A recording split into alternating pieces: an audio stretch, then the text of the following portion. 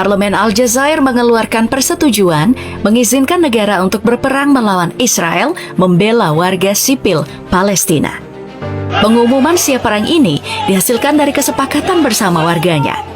Voting dilakukan dan 100% menyepakati perang melawan Israel.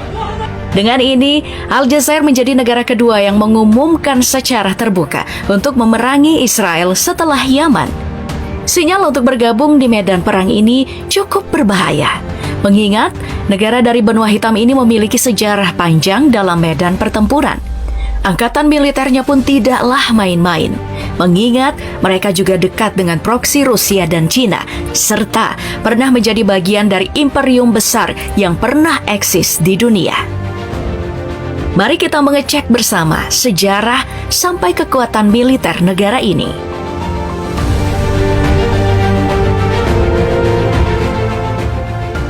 Aljazair dulunya pernah menjadi bagian dari Imperium Ottoman. Dan semua orang tahu, Ottoman pernah menjadi kekuatan tiada tara, melintasi dua benua. Ottoman Aljazair adalah salah satu wilayah Imperium Ottoman yang kekuatan angkatan perangnya cukup mematikan. Aljazair ini adalah sebuah negara di pesisir Laut Tengah Afrika Utara, dan Ottoman melebarkan sayapnya di Afrika termasuk lewat Aljazair. Kekuatan militer Aljazair di masa lampau mencakup berbagai elemen yang membantu mereka menjadi kekuatan yang tangguh di medan perang. Salah satu unsur penting yang dimiliki Aljazair adalah kavaleri yang kuat, terdiri dari kuda dan kereta yang dapat memberikan keuntungan dalam kecepatan, momentum, dan ketinggian selama penyerangan. Memberikan keunggulan dalam membawa peralatan, logistik, dan barang rampasan dari serangan yang sukses. Seorang pemanah yang terampil dapat menimbun anak panah di bawah tumpukan pasir, mengejek musuh untuk mengejar, dan menembak mereka sambil mundur. Kavaleri ringan Aljazair bisa mengejar musuh yang mundur dengan ditutup oleh perisai. Penggunaan kuda, unta, dan hewan beban lainnya memainkan peran penting dalam logistik di wilayah gurun panas Aljazair yang membutuhkan sumber air yang sangat penting. Seiring berjalannya waktu, perang suku pun berlanjut di gurun Aljazair dan beberapa suku menerima Islam saat mereka bertemu untuk berdagang. Ekspedisi yang lebih besar menghasilkan hubungan perdagangan baru dan menuliskan pengamatan penting yang membantu dalam menggambar peta dan menyebarkan ternak dan kuda di wilayah ini. Kemudian, negara-negara penerus menggunakan senjata seperti senapan, pedang, helm, dan perisai logam dalam perang mereka.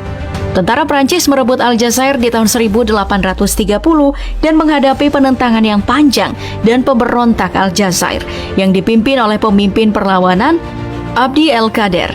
Penaklukan Aljazair oleh Prancis memerlukan taktik bumi hangus dan menyebabkan kerugian besar di antara penduduk asli. Tentara Prancis merekrut pasukan dari Aljazair, terutama dari suku Berber dan Arab. Pasukan Aljazair terlibat dalam berbagai kampanye kolonial dan peperangan Prancis, serta membantu dalam Perang Dunia Pertama. Setelah Perang Dunia Pertama, Prancis mulai mewajibkan warga Aljazair untuk dinas militer untuk mengisi perekrutan. Perang Dunia Kedua menyaksikan lebih banyak orang Aljazair bertempur di Angkatan Darat Prancis, dan perang berlanjut setelah itu.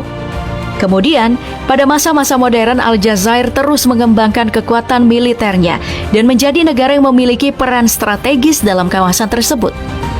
Peningkatan dalam teknologi militer, kemajuan dalam taktik dan strategi, serta fokus pada modernisasi telah membantu Aljazair mempertahankan kekuatan militer yang signifikan di masa sekarang.